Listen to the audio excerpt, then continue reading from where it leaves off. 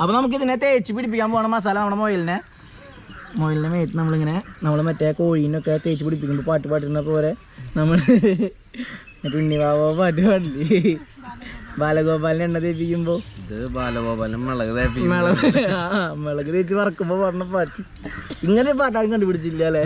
നമുക്ക് അവനെ മറച്ചിട്ടിട്ട് തേക്കാം.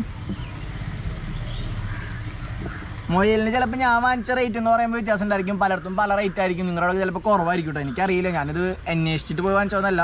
ഞാനതിൽ വന്നപ്പോൾ ഒരു വെള്ള മൊയിലിനാണ് കണ്ടത്, അവനെയാണ് ഞാൻ നോക്കി വെച്ച് വന്നത്. എനിക്ക് അവനോടൊപ്പം ഭയങ്കര ക്യൂട്ടായിട്ട് തോന്നിയത്. എന്നിട്ടാണ് പിന്നെ ചെന്നപ്പം വെള്ളയും ബ്ലാക്കാക്കി കിട്ടിയുള്ളെങ്കിൽ, പക്ഷെ എനിക്ക് വിഷമില്ല അല്ലേ. ഇതിൻ്റെ ഉള്ളിലേക്കല്ലേ, ഇതിൻ്റെ ഉള്ളിലേക്ക് നമുക്ക് മസാല നന്നായി പിടിപ്പിക്കാം. മസാല നമുക്ക് അമ്മയുടെ അടുത്ത് മസാല ഉണ്ടാക്കേണ്ട കേസ് പറഞ്ഞപ്പോൾ അമ്മ കുറച്ച് കൂടുതൽ സാധനങ്ങളല്ല നമുക്ക് എടുത്തു തന്നു മസാല ഉണ്ടാക്കാൻ വേണ്ടിയിട്ട്. അപ്പോൾ നമുക്ക് ബാക്കിയുള്ള മസാല നമുക്ക് വൈകുന്നേരം മീൻ വറക്കണം. അപ്പോൾ നമ്മൾ